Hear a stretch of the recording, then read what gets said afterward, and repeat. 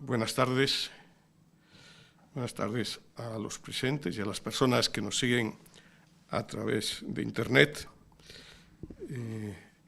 Quisiera empezar agradeciendo la presencia aquí en el auditorio de la Delegación de UNIR en Madrid del secretario general de Universidades, de la magnífica rectora de la Universidad Autónoma de Madrid, del presidente del Consejo Social de la UNIR y de las vicerrectoras de transferencia y de extensión cultural y profesorado de nuestra universidad. También del presidente de la UNIR, nuestro querido amigo Rafael Puyol. Se trata de presentar el último número de Nueva Revista, al que se referirán especialmente el profesor Puyol. Yo quisiera aprovechar estas palabras de bienvenida para referirme no tanto a este número, sino hacer una remembranza de quien fue el fundador de Nueva Revista, de Antonio Fontán, porque me parece que, con base en algunos de sus datos biográficos, se puede hacer alguna reflexión que engarce con el tema del número que hoy se presenta. Antonio Fontán nació en 1923 en Sevilla y estudió Filología Clásica en la Universidad de esa ciudad y en la de Madrid, donde acabó la licenciatura y defendió su tesis doctoral en 1948. Al año siguiente, 1929, por tanto con 26 años, ganó la cátedra de latín en la Universidad de Granada. Ese hecho hoy no solo resulta impensable, sino que en cierta manera se podría decir que es escandaloso que una persona con 26 años sea catedrática.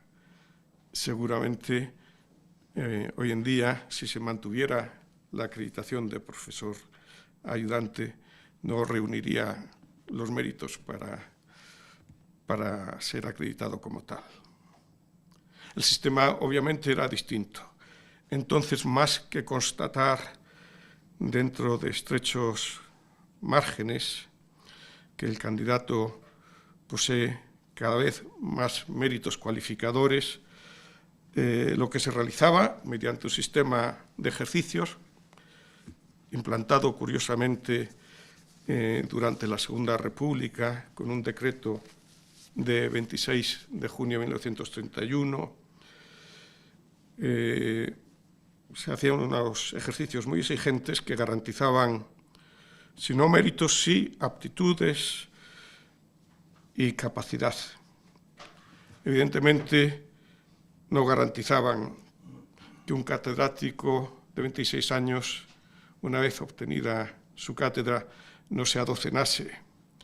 Pero no fue el caso de Fontán, que realizó una importante labor científica, aunque sus resultados de investigación resultaran, como algunos títulos mercantiles, pues del todo intransferibles. La transferencia la hizo Fontán en otro ámbito de su actividad, el periodístico. Cursó los estudios de periodismo cuando ya era catedrático de latín en la Escuela Oficial de Periodismo y terminó esa carrera, entonces no universitaria, en 1954. En 1952 creó la revista de Información General, La Actualidad Española, y en 1956 se hizo cargo de la Cátedra de Filología Latina en la Universidad de Navarra. Y allí también pone en marcha en la Universidad de Navarra la revista cultural Nuestro Tiempo, ese mismo año en que se trasladó allí, 1956. Y dirigió también el recién creado Instituto de Periodismo, que sería el embrión de las facultades de comunicación del sistema universitario español. Años después retornó a la Universidad Complutense de Madrid, donde había obtenido por traslado también la cátedra de latín. En 1966 empezó a dirigir el periódico Madrid, que fue clausurado, a pesar de que se había publicado poco antes la ley aperturista de prensa de Manuel Fraga. Fue clausurado por el gobierno en 1971 por la línea crítica que venía manteniendo hacia el régimen de Franco. Esa línea crítica resultaba congruente con las convicciones políticas de Fontán, que desde los años 40 formaba parte, clandestinamente, como es lógico, de algunos círculos liberales en Madrid y que algunos años después formó parte también del consejo privado de don Juan de Borbón, el príncipe de Asturias. En la transición se dedicó ya a la política activa y fue presidente del Senado en las Cortes Constituyentes y ministro de Administración Territorial con un gobierno de la Unión de Centro Democrático.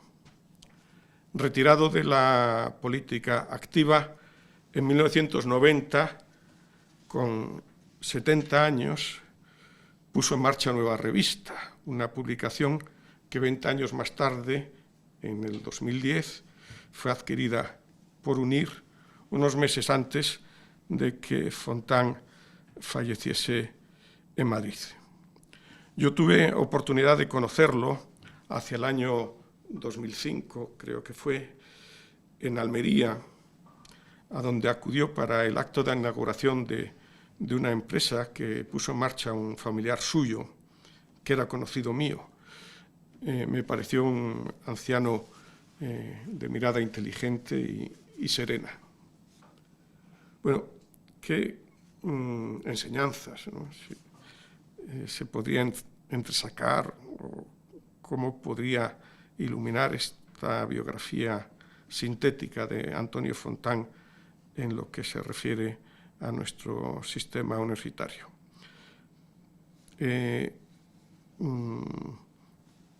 Fijado 4, podría decir, propuestas más bien arriesgadas, pero que quisiera exponer ante ustedes.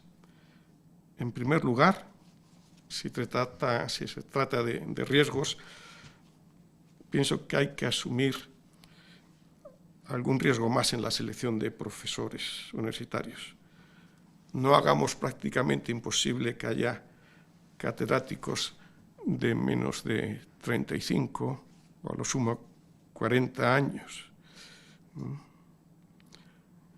En segundo lugar, pienso que deberíamos, a la Secretaria General de Universidades, quizá que estamos en plena implantación de la nueva ley de ordenación del sistema universitario español, pues estas propuestas un poco desaforadas quizá le puedan, no sé, resultar un poco contraventoras, pero bueno, pienso que debo expresar cuáles son algunas convicciones mías, ¿no? Decía que debemos intentar cerrar esa especie de hades que hay entre la universidad pública y la universidad privada, de manera que se pueda hacer posible el traspaso de profesores entre unas y otras con unas reglas que sean razonables y claras. En tercer lugar, opino que no nos debemos empeñar en que todos los investigadores realicen una transferencia que para determinadas disciplinas resulta poco menos que imposible si se entiende la transferencia en su sentido propio. Y en cuarto lugar, pienso que deberíamos hacer algo más fácil, o que deberíamos hacer al menos posible, el paso de profesores cualificados a la actividad profesional, o incluso hagamos posible su compatibilidad, ¿no? Como la hemos hecho posible, es lógica, natural y naturalmente con las plazas vinculadas en ciencias de la salud, ¿no? De la misma naturaleza que resulta muy adecuado que un catedrático de cirugía realice intervenciones quirúrgicas. Pienso que es también muy adecuado, muy positivo que un catedrático de Derecho Administrativo patrocine contenciosos administrativos o uno de penal realice defensas en causas penales o acusaciones particulares. Y bueno, y en otros ámbitos que me son menos familiares, pienso que también se podría establecer algún tipo de correspondencias como estas que acabo de sugerir. Nada más, muchas gracias y buenas tardes de nuevo.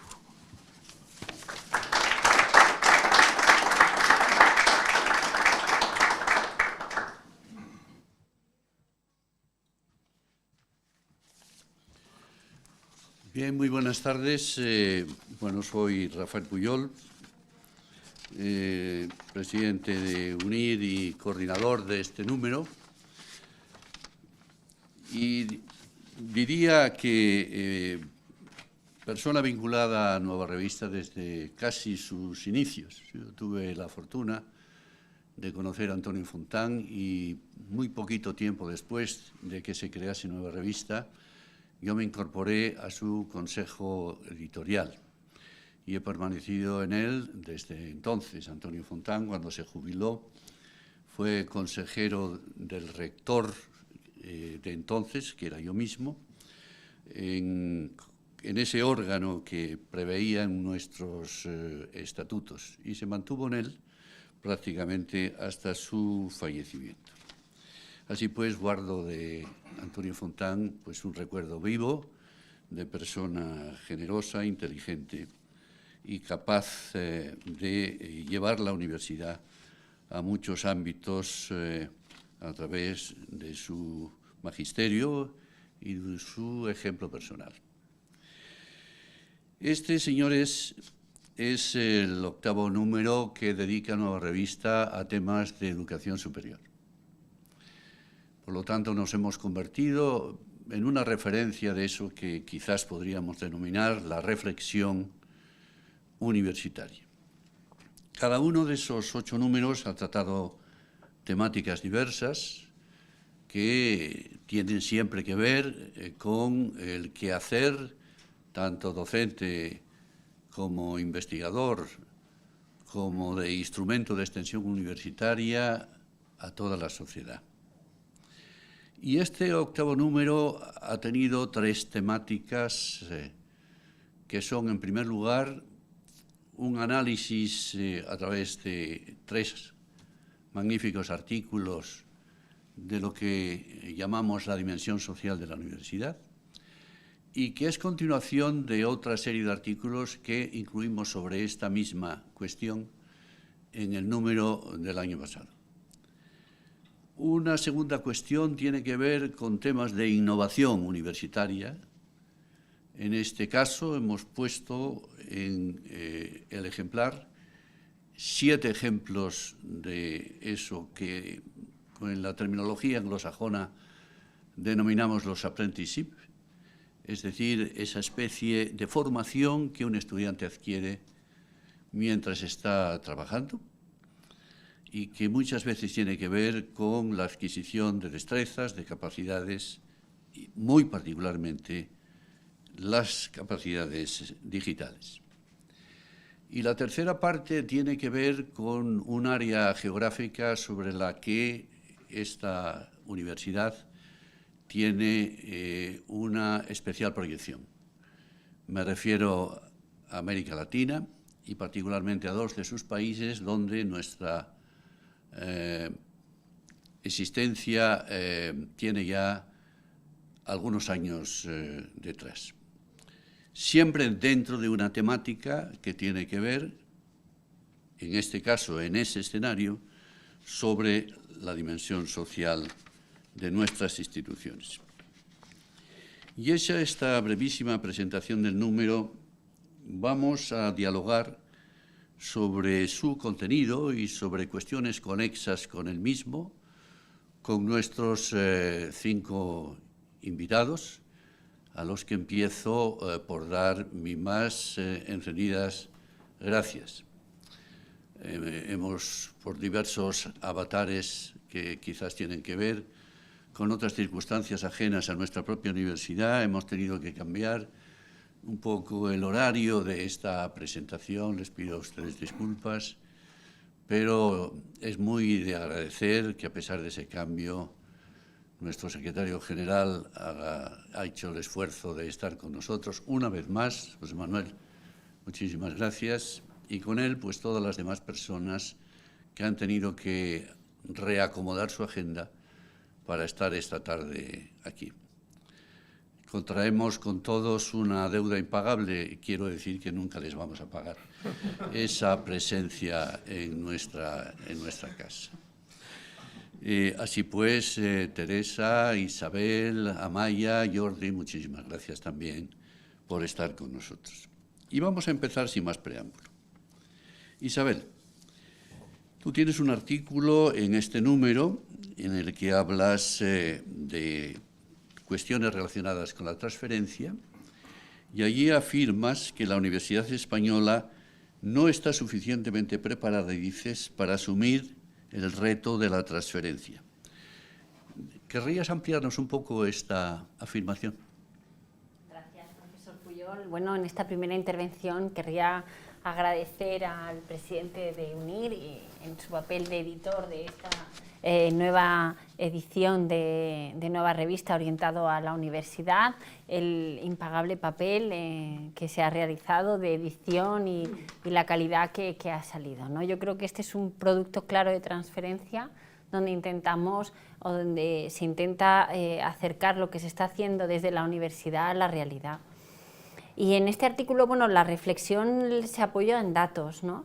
Yo creo que España ha hecho un esfuerzo muy grande por investigar, por publicar, por ponerse a la altura de otros países, y hay datos que lo avalan, ¿no? Publicaciones, los famosos JCRs, pero ahora llega como una etapa siguiente, y es, bueno, ya hemos hecho este esfuerzo, ¿y ahora qué? ¿No? Ahora, con toda esta investigación que se ha generado, ¿a dónde va? ¿A quién le beneficia? ¿Qué impacto tiene? Yo creo que es algo que está en la sociedad latente. Y sin embargo somos muy necesarios como universidad. Yo creo que todos recordamos grandes crisis, o la última, la del COVID, donde la persona que más queríamos escuchar era el científico, ¿no? Porque es el que más credibilidad tiene, porque es el que más conocimiento tiene. Entonces, en esta línea, pues efectivamente la Universidad Española nos hemos orientado en publicar, en dar clase, y se nos ha olvidado la sociedad, que al final es el beneficiario último de todo esto que hacemos. No quiere decir con esto que no sea necesaria una investigación básica fundamental, pero que sí que tengamos pensado hacia quién va.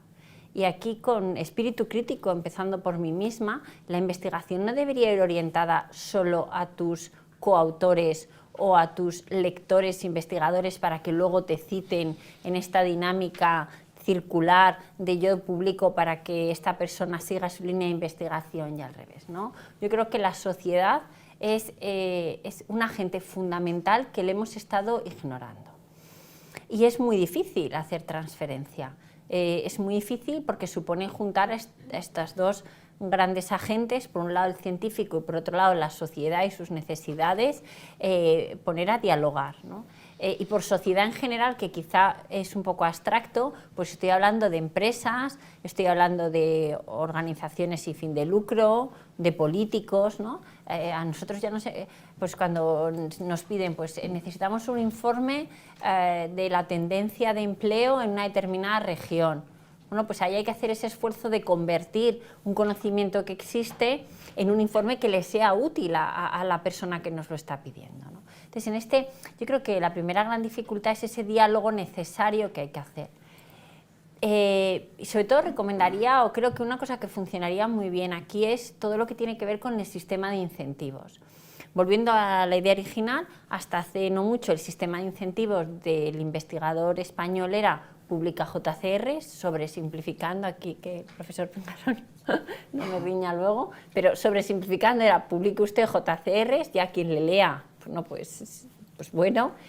Yo creo que hay que volver a esta idea de sistema de incentivos donde se valore la utilidad de lo que se está haciendo, ¿no? Y que sea un sistema de incentivos a dos niveles, a nivel institución y a nivel de investigador, porque si vamos descuadrados pues no se puede. Sí que es verdad que se está haciendo, ¿no?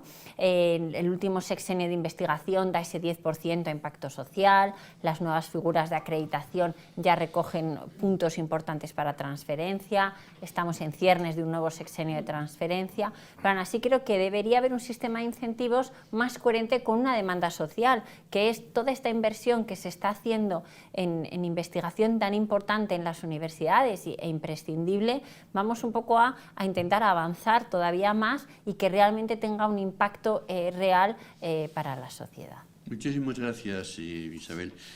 Teresa, se habla de la dimensión social de la universidad y yo creo que hablar de la dimensión social es hablar, entre otras cosas, de inclusión, ¿no?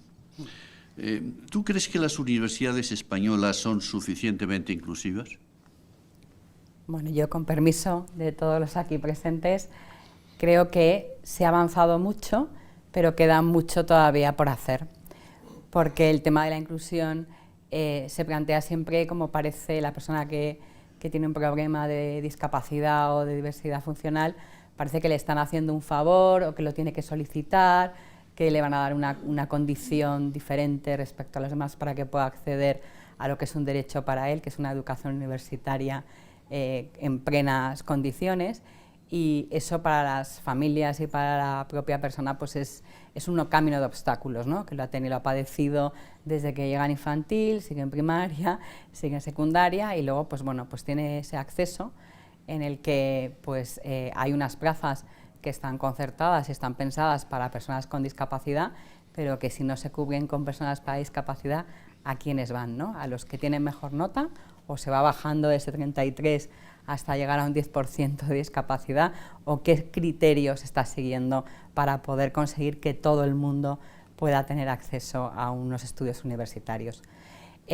No se está pidiendo que les bajemos el listón, sino que lo que le estamos pidiendo es que haya herramientas suficientes, y creo que en este punto el siglo XXI nos lo permite, para que una persona pueda tener una buena pantalla, pueda tener un programa que le ayude a leer mejor, a convertir un texto en braille, a convertir algo que está leyendo, pueda verlo o que está viendo, lo pueda tener en lenguaje de sordos. Entonces me parece que no es algo que tengamos, que ahora hay muchas herramientas, y además sería un punto social, ¿no?, de investigación y de ayuda, y que sin embargo por pereza o por falta de creatividad no estamos ofertando esas necesidades que tienen.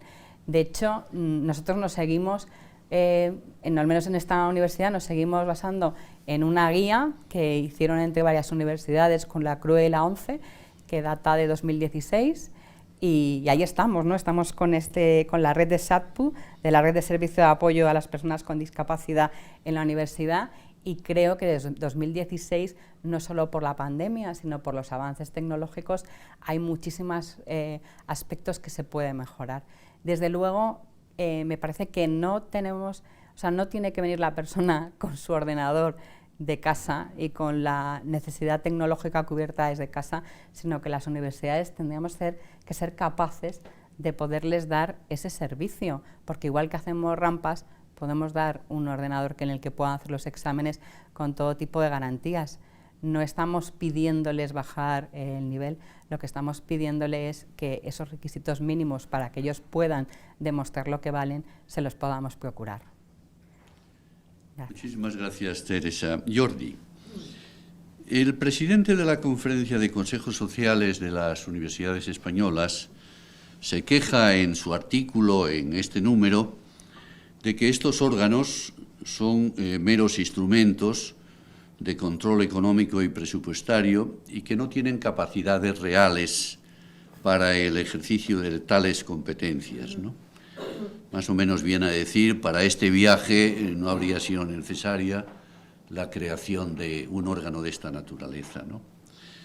¿Cómo concibes tú la participación de la sociedad en la universidad? ¿Otro consejo social diferente? ¿Otro modelo? ¿Qué nos puedes decir? Bueno, tiene razón, yo creo, Antonio Abril, cuando dice que se ha ido, me atrevo a decir, pervirtiendo la idea original de los consejos sociales y se ha convertido, y lo dice, como tú has dicho, de una manera muy elegante, en meros controladores para los que tampoco hay herramientas suficientes para controlar, ¿no? No es el caso de UNIR. UNIR es una universidad privada y, por tanto, la lógica de funcionamiento del Consejo Social, que es voluntario, digamos, no tiene la obligación legal de tenerlo, es diferente. Pero es verdad que eso se está dando cada vez más. Hay contraejemplos, es decir, hay consejos sociales, o que yo conozco, que funcionan muy bien, que se reúnen todos los meses y que tienen una actividad de impacto social sobre el territorio donde se ubican esas universidades, que a mí a veces me dan envidia, o sea que hay siempre contraejemplos, ¿no? Pero por ir a la pregunta, a lo que está detrás de la pregunta, ¿no? Es decir, hay dos realidades que yo creo que son sobre las que Antonio quiere poner el dedo, ¿no? Y están literalmente en su artículo, ¿no? La primera tiene que ver con las universidades no son socios preferentes de las empresas en la investigación. Claro, uno se plantea que viviendo la sociedad del conocimiento, caramba, uno supone que donde mayor conocimiento agrupado hay es en las universidades. Y por tanto, si las empresas, que son quienes más tienen que implementar ese conocimiento, no miran a las universidades, ¿a dónde miran? Y si las universidades no se sienten molestas por no ser el referente de conocimiento de la sociedad, ¿a qué se dedican? Y también da la respuesta, que es el problema que yo creo que existe en buena parte, no en todas. Siempre hay contraejemplos, pero en buena parte de nuestro sistema universitario. La universidad se mantiene como una academia aislada de la sociedad y anclada en el corporativismo y la endogamia. Oye, no todas, bien, vale, pero ¿qué es esto? ¿Un 60%, 50%, 70%? A mitad casi del siglo XXI, esto es inaceptable. Y no se va a corregir desde dentro. Es muy difícil corregir esto desde los que han diseñado el modelo y el sistema. Hace falta o bien una intervención política, digamos, a través de la regulación, de los parlamentos, de los gobiernos, o bien a través de un consejo, como el Consejo Social, que haga de canal, que haga de transmisor en las dos direcciones, porque hemos hablado mucho de la parte de la universidad, tiene que hacer transferencia a la sociedad, ya, pero la sociedad también tiene que hacer transferencia a la universidad, marcándole algunas prioridades, marcándole algunas necesidades y marcándole también un cierto camino de preferencias para que la universidad, además de ser endogámica y cerrada, pues sea socialmente útil, que yo creo que es lo que todos deberíamos de aspirar y que todavía estamos lejos de conseguir. Por tanto, yo creo que la solución no es suprimamos los consejos sociales, sino hagámoslos que de verdad cumplan aquello para lo que fueron creados. Muchísimas gracias. Amaya, en una ocasión le dijeron a Lola Flores, Lola, ¿usted habla inglés? A lo que ella contestó, uy, no lo quiera Dios. Bueno, si fuera secretaria general de universidades, no lo quiera Dios. Dinos, ¿qué 3 cosas harías para mejorar la situación del sistema universitario español? Bueno, pues en primer lugar, muchas gracias a UNIR, a su presidente y a su rector por invitarme a participar en esta mesa redonda y encantada de hacerlo con las personas que me acompañan. El rector de la UNIR ya ha dicho algunas de las cosas con las que más o menos yo estaría de acuerdo, ¿no? Con respecto a agilizar y flexibilizar la carrera académica. Creo que algunos pasos se están dando en ese sentido, pero yo me voy a centrar en tres cuestiones que tienen que ver con algo que se dice mucho, que es que la universidad española está hiperregulada e infrafinanciada. Y en esas dos direcciones, que además están interrelacionadas, porque sin independencia económica es muy difícil tener autonomía también, pues creo que es en las que se debería avanzar. Ya que me pides que dé o que diga tres ideas o tres cuestiones que a mi juicio harían mejorar la situación del sistema universitario español. Y además, como esto ya se lo he dicho muchas veces al secretario general, le va a sonar a repetido.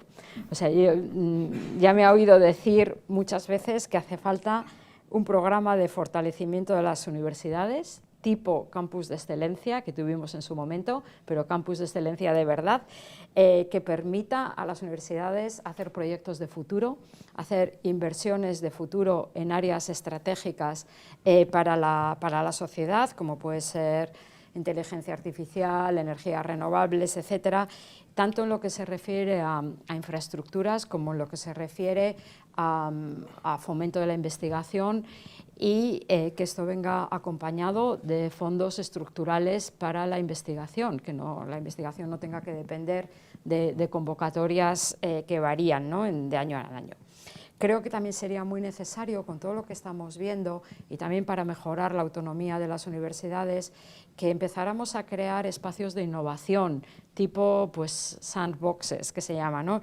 Y espacios controlados de pruebas que nos permitan innovar en cuestiones que creo que son ahora cruciales, como es la colaboración público-privada, en mejorar nuestras normativas, en reducir la burocracia, desarrollar procesos más eficientes, ¿no? Estamos muy condicionados por el tipo de administración pública que somos, y eso nos permite innovar y avanzar. Y creo también, y ahora que veo aquí al director de la Fundación Madrid +D, que hay que facilitar la acreditación de las universidades y de los centros para la impartición de los programas de estudio, ¿no? Teniendo quizá un mecanismo más a posteriori que a priori, ¿no? Que parte un poco de la desconfianza en vez de la rendición de cuentas. Y creo que también eso pues, podría reducir la burocracia inherente a los procesos de calidad, que es inevitable. Y estas son las tres cuestiones que menciono con respecto a la autonomía, y también creo que en el tema de la financiación se debería intentar buscar instrumentos que facilitaran una financiación suficiente, una financiación equitativa desde el Estado, desde el Gobierno, que las universidades sean menos dependientes de las comunidades autónomas en ese sentido para garantizar la equidad. Muchísimas gracias, Amaya. José Manuel, ahora que estamos en confianza y nadie nos oye, ¿qué cosas crees que hay en la LOSU que sean mejorables? Bueno, pues muchas gracias y buenas tardes a todas y todos. Obviamente hay muchas cosas que pueden ser mejorables porque una ley para que sea aprobada, tiene que estar aprobada en el Parlamento con los grupos parlamentarios que en este caso apoyaron la ley. Eso implica una negociación a muchas bandas e implica muchas variables que al final probablemente, bueno, pues se desvían, mejor dicho, un poquito de lo que era el proyecto inicial. Pero muy brevemente, dejadme que os diga 5 cosas que para mí son avances significativos de la ley y después os diré una en la que particularmente creo que se podría haber hecho un poquito mejor. Las 5 son: hay un compromiso por parte del Gobierno, las comunidades autónomas y las propias universidades de llegar a un mínimo de financiación del 1% en esta década. Eso es la primera vez que se pone en una ley de universidades. Nunca había habido un compromiso de aumento de financiación pública para las universidades, primera vez que ocurre. Segundo, hay una clara y perfectamente definida carrera académica que permita conseguir dos objetivos. En primer lugar, luchar contra las bolsas de precariedad que por las diversas circunstancias que todos conocemos existen en las universidades públicas, y por otro lado rejuvenecer las plantillas, de tal manera que nuestras compañeras y compañeros se estabilicen a los 30 y tantos y no a los 40 y tantos como ocurre ahora. En tercer lugar, hay una apuesta clara y definida por la internacionalización de las universidades. En cuarto lugar, hay una apuesta clara y definida por la formación permanente, todo lo que tiene permanente a lo largo de la vida, todo lo que tiene que ver con las microtitulaciones, con las microcredenciales, es una apuesta clara y definida que además ya está financiada.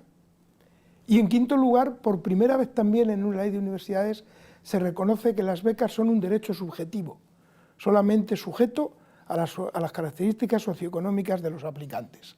Es decir, son 5 aspectos en los cuales creo, y lo creo de verdad, que la LOSU establece unas mejoras muy importantes con respecto a la LOU. ¿Qué cosas se pueden mejorar?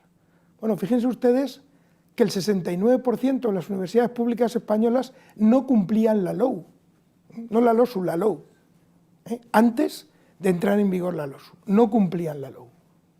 Con lo cual, bueno, pues evidentemente hay mucho espacio de mejora, pero para contestar específicamente, que particularmente, esto lo digo particularmente, porque no estoy hablando aquí a título particular, creo que se hubiera podido ir un poquito más allá en el caso de la LOSU. Yo me hubiera sentido más satisfecho si en el ámbito de la gobernanza hubiéramos dado la posibilidad de que las universidades pudieran de alguna manera elegir su camino para autogobernarse. Es cierto que cuando hablas de gobernanza todo el mundo entiende directamente la elección del rector. Hay muchas otras cosas que son gobernanza y que no es la elección del rector. Por ejemplo, hay una apertura clara porque las universidades se organicen como quieran, en centros, departamentos, institutos, como quieran. Pero sin embargo, a la hora de la elección del rector, de la máxima autoridad académica, ahí hemos sido muy restrictivos. A mí me hubiera gustado que hubiera habido una posibilidad de que aquellas universidades que, como lo hubieran decidido sus claustros con una mayoría reforzada, de alguna manera hubieran podido explorar otras fórmulas de gobernanza, en este caso de elección del rector. No pudo ser así, por obviamente los equilibrios que hay que tener para que una ley orgánica sea aprobada, y ya veremos si en un futuro pues la sociedad española o la universidad española evoluciona lo suficiente como para dar lugar a esa mayor autonomía de las universidades. Muchas gracias, José Manuel. Isabel, en este volumen de Universidad 2024 hemos incorporado 7 casos de apprenticeships y uno de ellos precisamente pertenecientes a esta casa, como es Qualentum. Bueno, los apprenticeships son, como les decía al principio, lo saben ustedes perfectamente, ejemplos para aprender mientras se trabaja.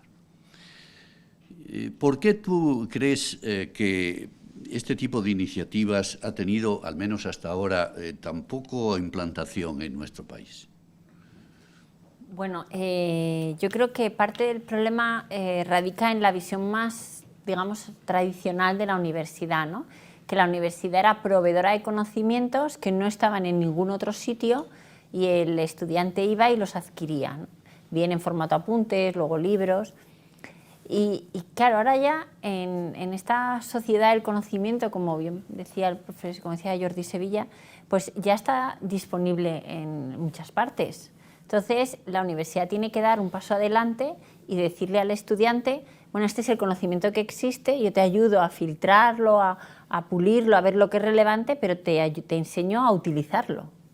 Entonces, esa etapa siguiente es en la que yo creo que la universidad en algunos casos todavía adolece. Está la formación en competencias, pero que que yo creo que ha sido demasiado ambicioso, ¿no? Todos como profesores hemos vivido el tener que impartir una asignatura con muchísimos contenidos y con 200 competencias diferentes. Todos tenían que saber trabajar en grupo, todos tenían que saber autocrítica, tenían que redactar. Yo creo que ese salto de proveer conocimientos a proveer capacidad de aprendizaje es un salto que está costando dar y que además que este tipo de formaciones sí que te permite, ¿no? Porque estás estudiando pero a la vez te están enseñando. Por otro lado también creo que hay otra cosa y es ¿qué debe enseñar la universidad? Voy a poner un ejemplo, o sea, la universidad no está para enseñar formaciones técnicas puntuales tipo manejo de este software que en un año ya va a ser otro.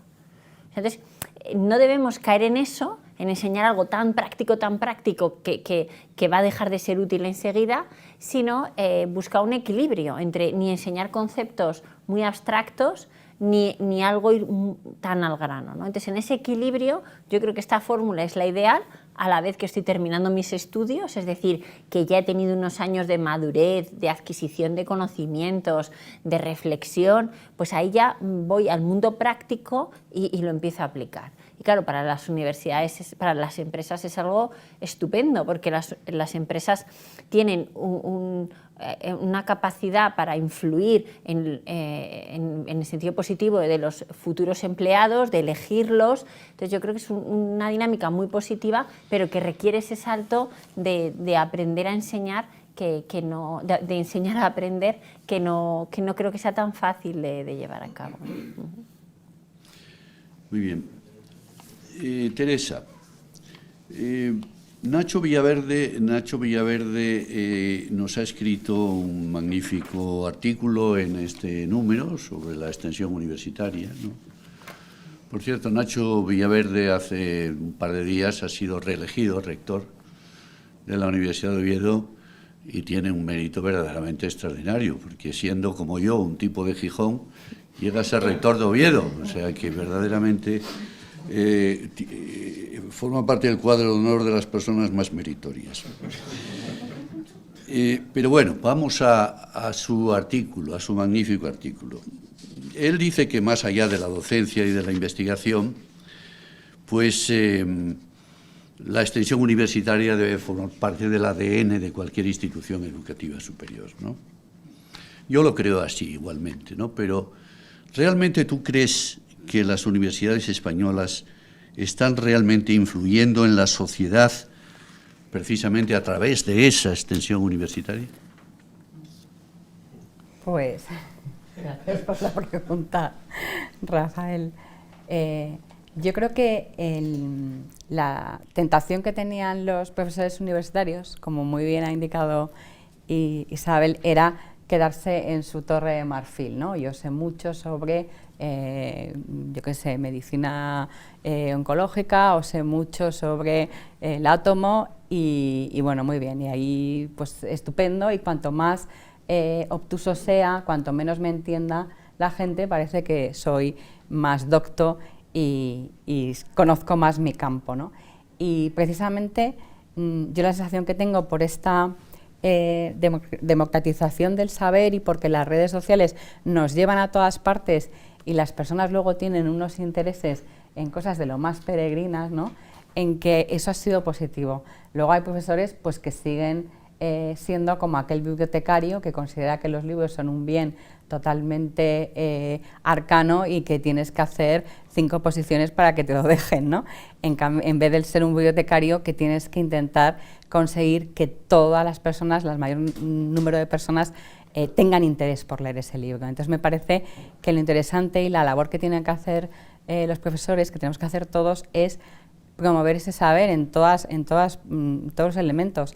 Tenemos que ser buenos aprendices en lo nuestro y conocer la materia y cómo dominamos las herramientas que se tienen que utilizar, pero tenemos que tener una inquietud cultural y tenemos que estar al servicio de la sociedad, porque a lo mejor a nosotros nos interesan muchísimo las catedrales neoclásicas y aquí no hay casi ninguna, y lo que nos tenemos que centrar es en las románicas, que son las que tienen un problema de perdurabilidad en el tiempo.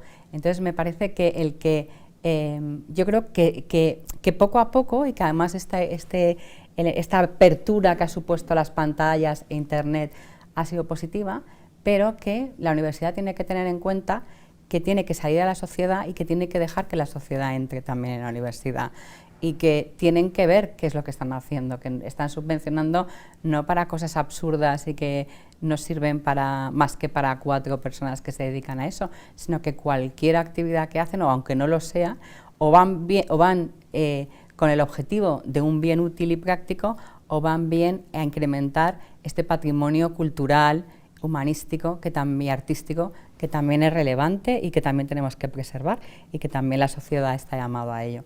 Entonces, no sé si he contestado a tu pregunta, Rafael, pero yo creo que sí, que la extensión universitaria, además precisamente con toda la normativa europea y ese afán por el conocimiento a lo largo de todas las etapas de la vida, tiene una importancia fundamental, y que vamos a tener todos muchos años de jubilación, muchos años jubilados, y va a ser muy relevante que nos pongamos en algún programa de extensión universitaria y aprendamos cosas que durante la vida, por estar totalmente obcecados o metidos en nuestro día a día, no hemos podido aprender. Así que yo creo que sí que tenemos un buen campo ahí de trabajo y de saber. Pues muchísimas gracias. Sí, estamos completamente de acuerdo. Jordi, yo sé que tú tienes un gran compromiso con América Latina. Hemos tenido la ocasión de participar en alguna actividad conjuntamente que has promovido desde el Consejo Social. Y en este número, como sabes muy bien, pues hemos incluido 4 trabajos sobre la relación universidad-sociedad en América Latina, particularmente en 2 países que son Colombia y Ecuador. Bueno, yo no te voy a preguntar sobre estos trabajos en concreto, sino sobre cómo ves las actuales relaciones entre América Latina y España, precisamente en el ámbito educativo. Sí, la verdad es que coinciden con la reflexión que he hecho antes y con la que se está haciendo ahora. Yo creo que ambos partes del mundo comparten el mismo problema, ¿no? Y es que la universidad es demasiado importante para dejarlo en manos de los universitarios, solo, ¿de acuerdo? Y eso exige estos mecanismos de conexión, no querría yo decir el control, sino conexión entre las universidades y las sociedades. Hoy en día las sociedades están más globalizadas que nunca, más interconectadas que nunca. Y si hay algo que caracteriza al momento actual es que los problemas son globales. Y por tanto, el que cada uno se encierre a buscar su pequeña parcela de respuesta en Colombia, en Ecuador, en Perú o en España, me parece que es una pérdida de tiempo, ¿no? Creo que hay que tejer cuanto más mejor en todo lo que sean los ámbitos precisamente de estudio, de conocimiento, de investigación, de transferencia. Creo que además en ese sentido tenemos que hacernos fuerte en el idioma. Creo que el español es una herramienta muy importante que no que nos diferencia, pero que nos hace fuertes frente a otros, ¿no? Porque es que si no la alternativa es que cerremos todas las universidades, nos enganchemos todos a las americanas y aprendamos inglés y ya está, ¿no? Es decir, delegamos en Estados Unidos y un poquito en Inglaterra el 100% del saber mundial, y los demás, pues con un poquito de suerte, recogemos las migajas, ¿no? Yo creo que no, yo creo que hay una posibilidad en torno a ese idioma común que a veces nos separa, pero que en general nos une, para tejer respuestas conjuntas a problemas que la sociedad y las empresas perciben como completamente globales, ¿no? Es verdad que no tenemos mucha tradición de conexiones entre las universidades españolas y las de América Latina. Ha ido creciendo en los últimos años. Creo que ahí ha habido algunos factores que han ayudado mucho a esa conexión. Yo lo que creo es que, a pesar del pesimismo de Antonio Abril, del presidente de los consejos sociales, deberíamos de intentar buscar también una mayor conexión entre los consejos sociales de aquí y el equivalente en las universidades americanas, porque estoy seguro que juntos también tendríamos mayor capacidad de presión. Muy bien, sí. Nosotros hablábamos en los minutos previos a esta sesión que las universidades españolas tienen una cierta proyección hacia América Latina por razones fácilmente comprensibles y que no vamos aquí a repetir, ¿no?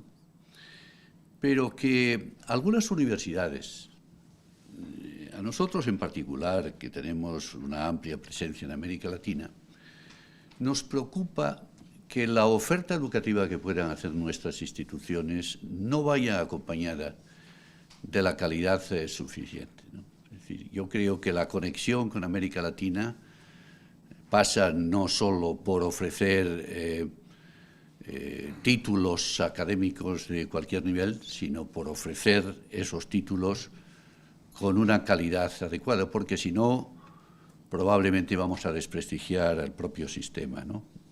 Me imagino que estás de acuerdo un poco en esta apreciación. Jordi. Sí, yo creo que hay dos maneras de analizar esto, teniendo en cuenta las dos frases que tú has dicho, que me parecen definitivas del modelo y del momento actual: hiperreguladas, infrafinanciadas, ¿no? Son un poco los dos marcos en los que se movería la mayoría de las universidades públicas españolas, ¿no? A mí no me gustaría que la mayoría de las universidades privadas que surgen para cubrir huecos y ofrecer otro modelo y otras oportunidades, a veces a otros sectores de la sociedad, tuvieran el problema de la infracalidad. Creo que en ese sentido la exigencia de calidad debe de ser como mínimo la misma para todas, ¿no? Y además yo creo que desde universidades como el caso nuestro de la UNIR, que es una apuesta casi que fundacional de la UNIR, debemos de hacernos fuertes, porque una cosa es ser público y privado, eso tiene más que ver con la hiperregulación y con la infrafinanciación que con la calidad. La calidad tenemos que asegurarnos en ofrecer todos la mejor posible, la mejor que permita el país y la mejor que permita nuestra gente, ¿no? Aquí y en América Latina, claro. Entonces creo que eso efectivamente ayudaría, esa normalización de criterios de calidad, que no solo pueden ser académicos o medidos solo en términos académicos, por la cantidad de veces que hemos hecho referencia a este punto, pero seguramente eso expulsaría del ámbito de cooperación a algunas universidades con comillas, pero yo creo que haría bien al sistema en general. Amaya, tú tuviste la amabilidad de venir a un ciclo que hicimos el año anterior, en el que hablábamos dentro de ese epígrafe general sobre la dimensión social de la universidad, de la situación de las mujeres en las universidades españolas, ¿no? Y allí nos contaste, pues, o nos hiciste algunas reflexiones sobre cuáles eran los logros y cuáles eran los desafíos, ¿no? Cuéntanoslo de nuevo, por si alguna cosa ha cambiado desde tu punto de vista. Bueno, como decía entonces, y también en el artículo... Sí, como decía ayer, casi podría repetirlo palabra por palabra, pero también en el artículo de Nueva Revista que amablemente publicasteis, hemos avanzado muchísimo en el diagnóstico, porque cada vez son más los estudios y en este sentido, por ejemplo, la fantástica serie del Ministerio de Ciencia, entonces de Científicas en Cifras, da unos datos muy acertados sobre la situación. Quizá no hemos avanzado tanto en las soluciones, ¿no? Esto es algo que no es... O sea, la universidad no hablábamos antes de que si era una torre de marfil, que si miraba hacia adentro, que si era endogámica.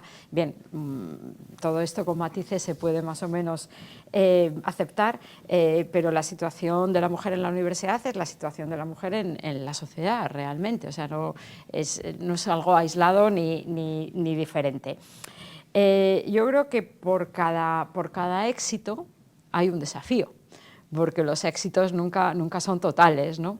Entonces, si, por ejemplo, si consideramos un éxito el acceso de las mujeres a la universidad, y no solo como estudiantes, sino también en la carrera académica, y los números lo avalan, hay alrededor de un 56% de estudiantes femeninas, de mujeres en la universidad, frente al 44% de hombres. Es indudablemente un éxito, teniendo en cuenta que hasta el año 1910 las mujeres no acceden en las mismas condiciones que los hombres a los estudios universitarios, y entonces representaban el 0,05% de la población estudiantil, ¿no? Sabemos que fue con la llegada de la democracia, con la expansión sobre todo de la universidad pública en los años 80, cuando ese número empezó a crecer de forma exponencial. Un éxito, desde luego, pero también un desafío, porque lo que tenemos es una enorme brecha de género, tanto en lo que es el tipo de estudios en los que están las mujeres y el tipo de estudios en los que están los hombres, como en otros aspectos que tienen que ver con la carrera académica. Entonces, bueno, los datos son bien conocidos, tenemos alrededor del 12% de mujeres en las ingenierías, alrededor del 20-25% en carreras como matemáticas, física. La brecha de género no es solo en las carreras STEM. Si vamos a las subdisciplinas, si vamos incluso en artes y humanidades, pues en filosofía, por ejemplo, la presencia de mujeres es prácticamente testimonial, más o menos al mismo nivel que en las ingenierías, ¿no? Entonces ahí evidentemente hay algo que hacer. Por el contrario, hay carreras muy feminizadas, como puede ser enfermería, como puede ser educación infantil, educación primaria, etc. Luego, si miramos la carrera investigadora, observamos que existe una brecha parecida, pero que lejos de cerrarla, cada vez se hace más grande. Y estaba mirando los datos de Científicas en Cifras de 2023, donde decía que se ha producido una caída de más de 6 puntos en la presencia de investigadoras en ingeniería y tecnologías, y más de 2 puntos en ciencias exactas en la universidad. Lo mismo se ve en las solicitudes de sexenios, ¿no? Apenas un 21% de los solicitantes, no ya de los que lo consiguen, son mujeres en ingeniería de la comunicación, computación y electrónica, un 28% en matemáticas, un 31% en arquitectura, ingeniería civil, construcción y urbanismo. Bien, entonces ahí tenemos un desafío. Éxito en la gestión universitaria, también se han producido éxitos. Cada vez los equipos son más paritarios, ¿no? Las diferentes leyes de igualdad han conseguido que en los equipos de gestión haya aproximadamente un 40% de mujeres en cargos como vicedecano, vicedecana o vicerrectora. Bueno, ¿cuál es el desafío? Pues pasar de estos puestos de apoyo, de vicedecana, vicerrectora, subdirectora, a puestos unipersonales. Y bueno, se pone mucho foco en el tema del rector y hablaré luego de eso, pero hay un 30% de decanas y también son minoría en dirección de departamentos e institutos, es decir, las mujeres todavía no han alcanzado esa paridad en lo que son los cargos selectivos. Además, en los equipos, que sí son paritarios, se suelen encargar de áreas como relaciones internacionales, estudiantes, compromiso social. Hay muy pocas vicerrectoras de profesorado, yo tengo una, y hay pocas vicerrectoras de investigación. También. Muy bien, yo también tengo otra en investigación. Estas son áreas, digamos, de más prestigio, de más poder dentro de la universidad que tienden a ocupar los varones. Entonces tenemos el éxito y el desafío. Y en el progreso en la carrera académica, en liderazgo, bueno, pues sí, los datos de Científicas en Cifras demuestran que se continúa extendiendo, hay menos abandono, llegan más mujeres a los puestos estables y al grado máximo. En los puestos de tomas de decisiones pues se ha aumentado, por ejemplo, el número de rectoras, que han pasado al 25%. ¿Cuál es el desafío? Bueno, pues sigue habiendo mucho que avanzar en liderazgo. Hay una brecha salarial de alrededor del 16% entre hombres y mujeres en la universidad pública, que tiene que ver con dirección de proyectos de investigación y puestos de gestión, ¿no? En cargos unipersonales, desde luego hemos avanzado, como decía, pero este dato que da Científicas en Cifras de un 25% de rectoras se debe sobre todo a que hay proporcionalmente más rectoras en las universidades privadas que en las públicas. En las públicas seguimos en los mismos datos, alrededor de 9, 10, alrededor del 20%. Bueno, estamos hablando otra vez de un cargo electivo que supone una exposición, ¿no? Y ya sabemos por muchas áreas en las que las mujeres están expuestas que quizá no hemos sido educadas para ello, ¿no? Y cuesta dar ese paso de exposición pública. Por eso creo que en la LOSU, que se abre el puesto de rectora titular, la cosa no va a cambiar significativamente, porque al final es una cuestión de dar ese paso y exposición. Y bueno, luego queda otro reto muy importante en liderazgo que tiene que ver con la innovación y la transferencia. Ahí también vamos muy por detrás. Muchísimas gracias. Antes le decía a Amaia que si fuera secretaria general, pues qué decisiones tomaría para mejorar el sistema universitario. José Manuel, si tú mañana fueras rector de una universidad de referencia, nos vamos a intercambiar. ¿Qué es lo que harías para mejorar la salud de esa hipotética universidad? Quizás le dirías a la secretaria general, Amaia, que te financiase mejor, o qué otras cosas le dirías. Bueno, pues a ver, las rectoras y los rectores tienen un papel muy importante, quizá más de lo que ellos se piensan a veces. Y sobre todo, si tienen una política mayoritaria, porque unánime es imposible, como en casi todo, pero si tienen unas líneas maestras mayoritarias, realmente su capacidad de influencia es grande en el sistema. De hecho, podremos estar más o menos de acuerdo en algunas medidas concretas. La rectora acaba de decir una. Pero, desde luego, en los ministerios en los que yo he estado, nunca hemos hecho nada sin consultar con los representantes de las rectoras y los rectores. Entonces es muy importante que sepan ellos que tienen esa capacidad de influencia y que la deben usar. Y luego, de puertas adentro, yo me atrevería a decir que utilicen su autonomía y su capacidad de gobierno, que la utilicen.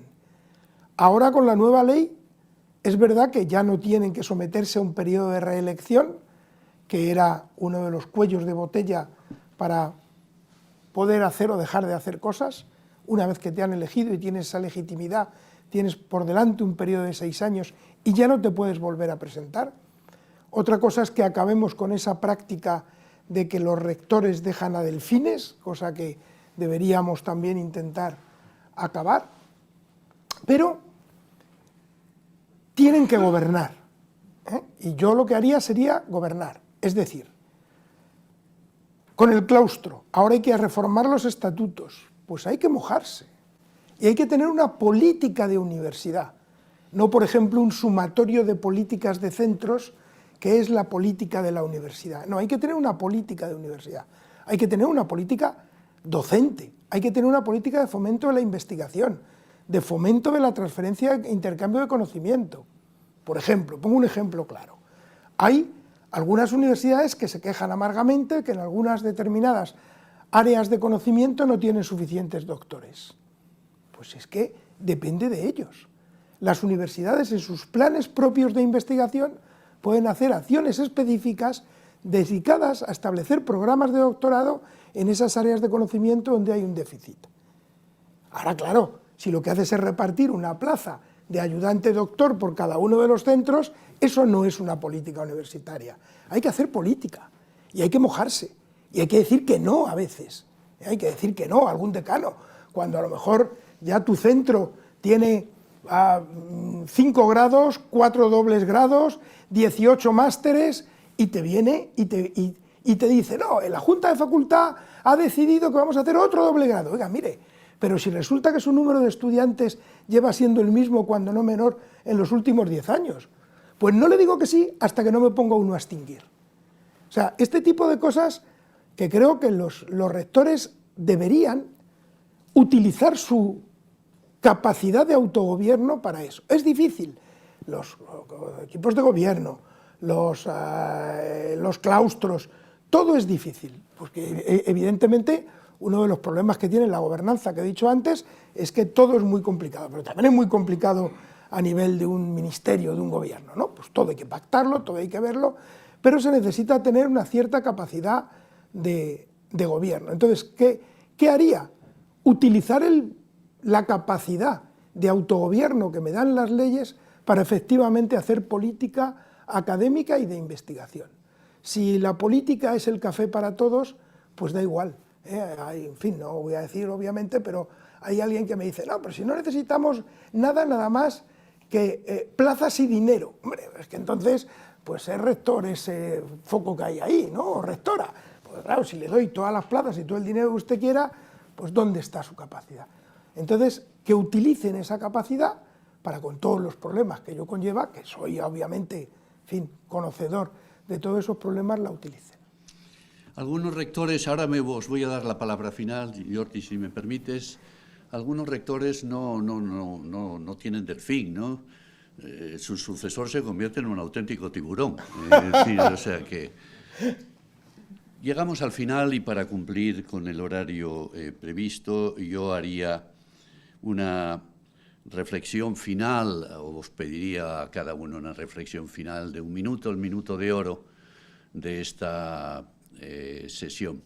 Una reflexión sobre la Universidad Española. Isabel. Gracias. Pero yo me voy a ir a la universidad que va... Como os decía el año pasado, si alguien quiere hablar bien de esta universidad del número, tiene tiempo ilimitado, claro. Pero me introduce esperanza, Pingarrón, en tus palabras. Pero yo vengo del mundo de empresa y no tenía pensado decirlo así, pero mi ideal sería introducir, dentro del marco regulatorio, la búsqueda de la excelencia, de calidad y todo, me gustaría introducir el mercado en la Universidad Española. Entendiendo por mercado es, yo ofrezco títulos que los estudiantes quieren cursar y no solo por el certificado. Yo ofrezco formación que luego las empresas dicen, oye, qué bien preparada está esta persona. Es decir, que no aislemos o protejamos a la universidad de lo que la sociedad demanda en todas sus dimensiones, ¿no? Entonces creo que el camino es un poco el que decía Pingarrón, el que debemos introducir criterios de mercado por contraposición a, digamos, criterios de, no sé cómo decirlo, criterios de poder o de café para todos, ¿no? De intentar consensuar voluntades. Luego eso sería mi ideal, ¿no? Muy bien. Teresa. Bueno, yo hay una definición que da, o que recoge el rector de la Universidad de Oviedo, que dice que las universidades velamos por el bien común siendo dedicados al saber, y me gustaría que siguiéramos, que a pesar de todos los cambios que se han producido, pues sigamos siendo esa referencia. Me gustaría también pues esa parte de transferencia, ¿no? De que tengamos una unión y un trasvase con la sociedad, que eso no se rompa. Y luego que yo creo que ha avanzado mucho este siglo XXI en muchísimos aspectos y la universidad tiene que ser partícipe de ella, no puede estar anclada en según qué costumbres o en según qué actitudes o en según qué metodologías, pues que estaba muy bien cuando se fundaron las universidades en su inicio, pero que ahora no tienen ningún sentido. Y yo le pido a la universidad el que sea un espacio como este, ¿no? En que hay personas de muy diferente manera de entender lo que es la universidad, que dialogamos, debatimos, en algunas cosas estamos de acuerdo, en otras muchas no lo estamos a lo mejor, pero sin embargo nos enriquecemos con lo que están diciendo unas y otras personas. Y me parece que ese objetivo nunca lo puede perder, ese estar abierto a personas que piensan de diferente manera, a posturas encontradas, a perspectivas distintas. Eso tiene que ser también un objetivo de las universidades que no se puede perder. Muchas gracias. Jordi, como habías pedido la palabra, 2 minutos. Sí, porque me viene bien para clausurar un poco, en fin, clausurar mi intervención. Tú has hecho la pregunta de Amaya qué haría si fuera secretario general, José Manuel qué haría si fuera rector, y yo he encontrado un denominador común en ambos, que en el fondo es dinamizar las universidades y aproximarlas. En gran parte, casi todo lo que tú has dicho que habría que hacer, cualquier empresa avanzada lo tiene puesto en marcha, es decir, que sería una gestión más profesional del saber y del conocimiento, ¿no? Yo creo que antes lo iba a hacer como una pregunta a José Manuel, pero ahora luego como una propuesta, que a lo mejor todo eso se facilitaría mucho si el rector pudiera ser elegido con una única condición, y es que no fuera miembro del claustro. Es decir, traer a alguien de fuera que ponga en marcha, que no tenga las restricciones y las limitaciones que a veces le llevan a ese comportamiento que tú has descrito y que no estamos por avalarlo, y que tuviera una visión en la gestión de algo muy grande, muy importante, con recursos humanos, con recursos económicos, con clientes incluso, etcétera, una visión un poco más profesional de alguien externo que lo vea como un desafío para algo que se asemejaría bastante a una empresa, ¿no? Yo creo que eso sí que sería disruptivo, es una de las muchas cosas que se pueden hacer disruptivas, pero ese mensaje,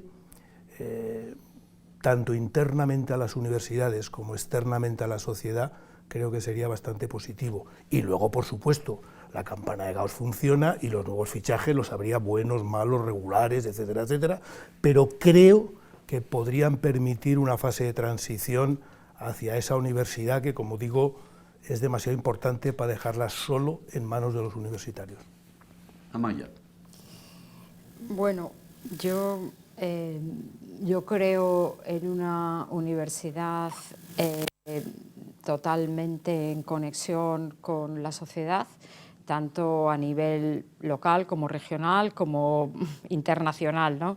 Creo que hay que romper barreras entre universidad y sociedad, y por sociedad no me refiero solo al mercado, porque yo entiendo el tema de la utilidad en un sentido muy amplio, ¿no? Como decía Sócrates, útil es todo lo que nos hace mejores, y hay muchas cosas que nos hacen mejores que no son de utilidad práctica y directa.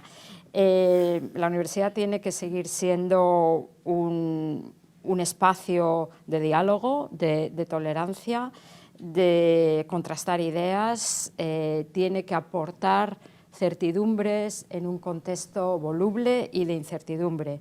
Y ya que decías antes lo de Lola Flores y el inglés, I have a dream, tengo un sueño, ¿no? ¿Y qué es mi sueño? Pues que, por ejemplo, en un horizonte, vamos a hablar 2030, tengamos universidades saludables desde el punto de vista financiero, con carreras estables y predecibles para el personal y más competitivas, porque cada vez la carrera universitaria es menos competitiva, con un personal técnico y de gestión más cualificado, que es algo de lo que no hemos hablado aquí, pero que creo que es una carencia muy importante en la Universidad Española, inmersa en un proceso de transformación digital, con los campus como laboratorios de transformación digital, como laboratorios de sostenibilidad, por supuesto, menos burocracia, más flexibilidad. Eso es mi sueño. O sea, un rector gestor. Estoy seguro que si Lola Flores hubiera decidido aprender inglés, habría pedido que le dieras clase, ¿no? Como catedrática de filología inglesa que eres. José Manuel, tú cierras. Bueno, voy a hacer una cosa que no me suele gustar, que es distinguir entre universidades públicas y privadas, pero ahora veréis por qué. En el caso del sistema público universitario español, yo suelo ser bastante optimista en la vida en general, pero realmente si hacemos un análisis un poquito, aunque no sea muy profundo, de para qué vale y cómo es el sistema público universitario español, veremos que en relación a la financiación, en relación a los medios, a la hiperregulación, es un sistema extremadamente eficiente y equitativo. O sea, prácticamente todas las universidades públicas españolas están entre las 1000 mejores universidades del mundo, lo que significa que están entre el 10% de las mejores universidades del mundo, con todas las limitaciones, todas las mejoras que se puedan hacer y todo lo que se quiera decir. Efectivamente, también el 70% de la investigación aproximadamente que se hace en España se hace en las universidades. Esto quiere decir que son polos de generación y la asignatura pendiente es la transferencia de conocimiento. De hecho, la ministra Morán dice, y estoy totalmente de acuerdo con ella, no porque sea mi ministra, sino porque estoy de acuerdo, en que esta debe ser la legislatura de la transferencia de conocimiento. Tenemos que hacer todo lo posible porque en esta legislatura eso cambie. Para empezar, el famoso sexenio de transferencia, que espero, por una vez ya, que en fin, ya salga. Pero muchas más cosas. Esto es muy importante para conectar con la sociedad. Y conectar con la sociedad, que efectivamente haya un casamiento entre la demanda y la oferta. Las microcredenciales, tiene que haber un casamiento entre la demanda y la oferta.